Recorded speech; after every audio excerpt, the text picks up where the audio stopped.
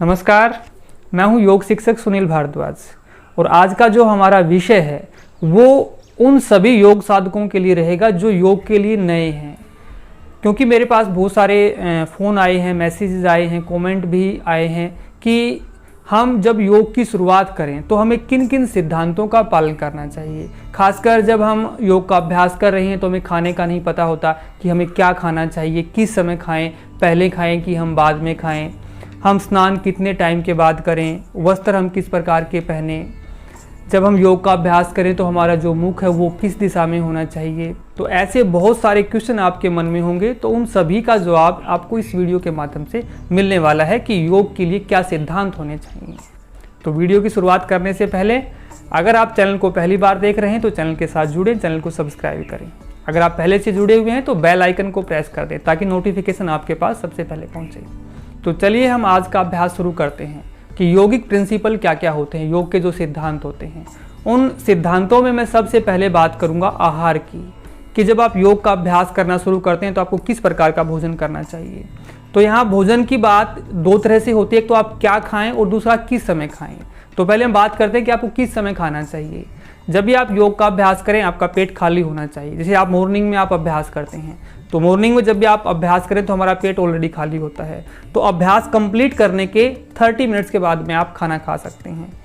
और दूसरा, अगर आप शाम को अभ्यास कर रहे हैं तो आपके खाने का और अभ्यास का जो समय है वो 3.5-4 घंटे के बीच में होना चाहिए। ऐसा क्यों? क्योंकि जो भी हम खाना खाते हैं वो हमारे आमाशय में इतनी देर के लिए रुकता है। अगर आपने हल्का खाना खाया है तो वो 1.5-2 घंटे तक रहता है, अगर आपने हैवी खा लिया तो 3.5-4 घंटे तक वो वहाँ पर रहता है। तो इतना गैप आपको वहाँ पर करना चाहिए। अब दूसरा कि आप योग का अभ्यास करें आपको क्या खाना चाहिए, तो उसके लिए मैं आपको बताऊंगा बाघ भट्ट का एक सूत्र। वो कहते हैं कि जो भोजन है वो हमारा इस प्रकार से होना चाहिए। उसमें 3 चीज़ें उन्होंने बताई हैं। पहला हित भूख, दूसरा मित भूख, तीसरा ऋत भूख। यानी कि हित भूख की हम बात करते हैं। हित भूख यानी कि जो भोजन हो वो आपके लिए हितकारी हो। वो भोजन सिर्फ आपकी जीवा के स्वाद के लिए नहीं होना चाहिए, उसमें वो सभी माइक्रो न्यूट्रिएंट्स होने चाहिए जो आपके शरीर को ज़रूरत है जिनकी। उसमें वसा भी होनी चाहिए, प्रोटीन होना चाहिए, कार्बोहाइड्रेट, यानी कि सभी वो चीज़ें हों जो आपके शरीर को पोषण दें। ऐसा कुछ भी ना हो सिर्फ स्वाद के लिए आप खाए जा रहे हैं। दूसरा उन्होंने कहा है कि मित भूख। मित भूख यानी कि भूख से आपको कम खाना है। कम कितना खाना है? वो कहते हैं कि 3/4 हिस्सा आपको भरना है, 1/4 जो हिस्सा है वो आपको खाली रखना है। यानी जितनी भी आप डाइट ले रहे हैं उसका 3/4 हिस्सा ही आप लें, और जो लें वो चबा करके आप लें। तीसरा वो कहते हैं जो भोजन हो वो आपका ऋतु के अनुसार हो। जिस भी ऋतु में जो चीज़ आसानी से आपको मिल जाए वही चीज़ आपको खानी चाहिए, उसी का आपको सेवन करना चाहिए। जिस सीज़न में आपको जो फल मिलते हैं, जो सब्जियां मिलती हैं, जो अनाज जिस सीज़न में पैदा होते हैं वो उस समय के हिसाब से हमें वो लेने चाहिए। तो खाते वक्त हमें इन चीज़ों का ध्यान देना चाहिए। हित भूख हो, कम खाना चाहिए, ऋत भूख हो, ऋतु के अनुसार वो हो, और हितकारी हो जो भी आप भोजन आप कर रहे हैं।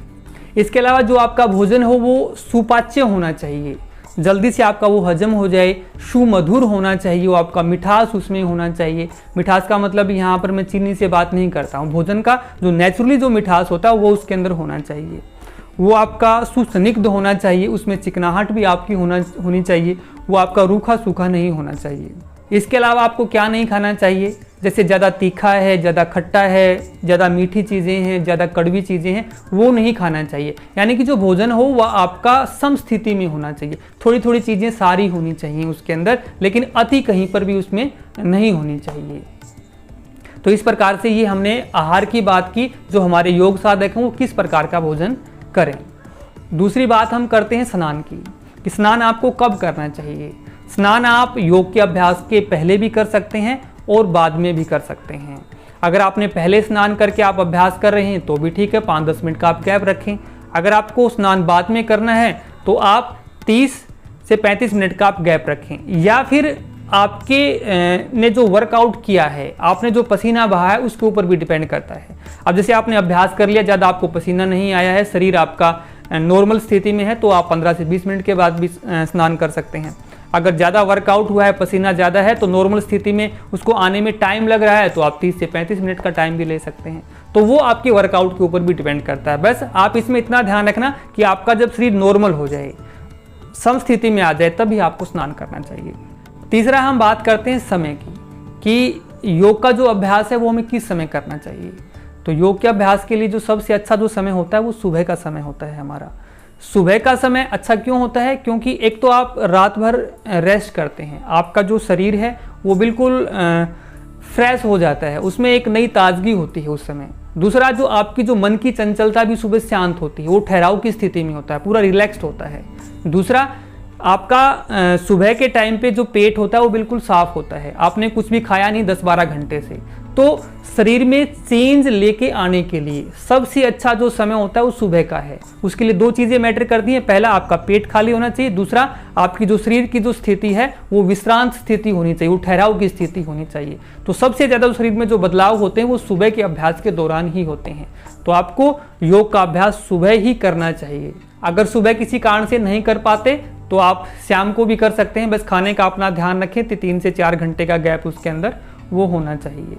दूसरा, अगर आपको शरीर में बेंडिंग करनी है तो उसके लिए आप शाम के समय कर सकते हैं। शाम का समय उसके लिए ज़्यादा उपयुक्त है, उस समय शरीर ज़्यादा आपका फ्लेक्सिबल हो पाता है अगर हम कंपेयर करें तो सुबह से। अब चौथे पॉइंट की हम बात करते हैं कि आपका जो स्थान है वो कैसा होना चाहिए। स्थान के लिए सबसे पहली चीज़ तो यही कि जिस स्थान पे आप योग का अभ्यास करते हैं वो समतल आपका होना चाहिए, ऊंचा नीचा उबड़ खाबड़ नहीं होना चाहिए।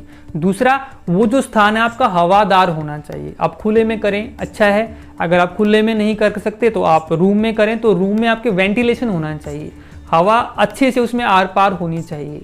स्थान ऐसा हो कि वो मन को भाए, आपका सफोकेशन वहाँ पर नहीं होनी चाहिए, ह्यूमिडिटी नहीं होनी चाहिए। तो ऐसा मन को भाने वाला स्थान होगा तो आप अच्छे से आप योग अभ्यास कर पाएंगे और आपका मन भी वहाँ पर लगेगा।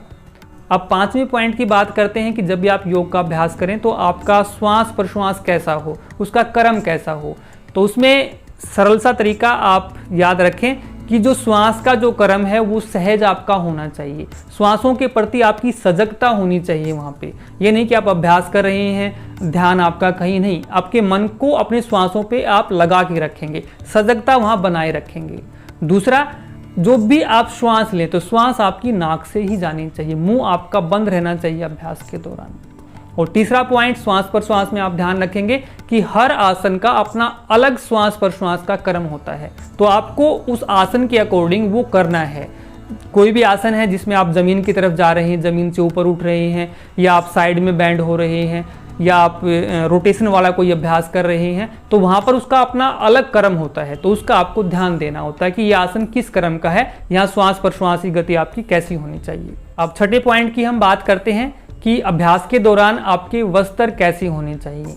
तो वस्त्रों के लिए एक तो आप जब भी आप अभ्यास करें तो आप ढीले वस्त्र पहने, सूती वस्त्र पहन के करेंगे, ताकि अभ्यास के दौरान स्ट्रेचिंग आपकी आराम से हो जाए, उसमें कोई किसी प्रकार की कंजक्शन ना हो।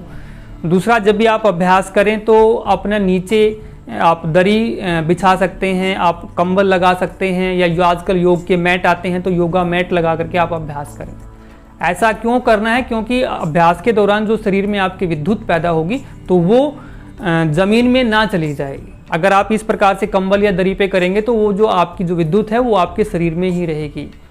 अब 7वें पॉइंट की हम बात करते हैं कि जब भी आप अभ्यास करें तो दिशा कौन सी होनी चाहिए। तो कोशिश करें जब भी आप अभ्यास करें आपका जो मुंह है वो उत्तर की तरफ हो या पूर्व की तरफ, या उत्तर पूर्व की तरफ ईशान कोण में भी आप करके कर सकते हैं। तो ये सबसे अच्छी दिशा मानी जाती है जहाँ से आपको पॉजिटिव वेव्स मिलती हैं और आप ज़्यादा एनर्जेटिक हो पाते हैं, अभ्यास का ज़्यादा फायदा आपको मिल पाता है वहाँ पे। अब 8वां सबसे महत्वपूर्ण पॉइंट ये है कि आपके अभ्यास का क्रम क्या होना चाहिए। बहुत सारे हमारे योग साधकों को नहीं पता कि हम अभ्यास करें तो हमारा क्रम क्या रखें, पहले प्राणायाम करें, पहले आसन करें, या पहले हम क्या करें। तो उसके लिए सरल सा तरीका है, जब भी आप अभ्यास की शुरुआत करें सबसे पहले प्रार्थना से करें। प्रार्थना करें, अपने इष्ट को याद करें, भगवान को याद करें, माता पिता गुरु जिनको भी आप मानते हैं उनका ध्यान करके अपने अभ्यास की शुरुआत करें। उसके बाद आप सूक्ष्म व्यायाम करें, हेड टू टो, एक एक अंग का, एक एक ज्वाइंट का अभ्यास करते हुए चले जाएं। 3rd नंबर पे आप स्थूल व्यायाम करें, जिसमें शरीर को मूवमेंट देने वाले जो अभ्यास होते हैं वो एक्सरसाइज करें, सूर्य नमस्कार करें। फिर 4थे नंबर पे आप आसनों को रखें, आसनों का जो भी क्रम हो आप खड़े होने वाले शुरू कर सकते हैं, बैठने वालों से शुरू कर सकते हैं। फिर 5वें नंबर पे आप प्राणायाम को रखें, और लास्ट में फिर आप ध्यान को रखें। तो इस प्रकार से ये एक अभ्यास का क्रम आपको पता होना चाहिए। अगर आप इस अभ्यास के क्रम से अपने योग के अभ्यास को करेंगे तो आपको ज़्यादा फायदा होगा और जल्दी फायदा होने वाला है।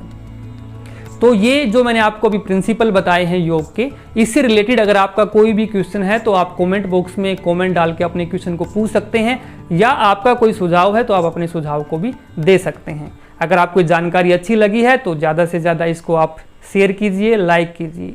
धन्यवाद। फिर मिलते हैं किसी नए टॉपिक के साथ। जय हिंद, जय भारत।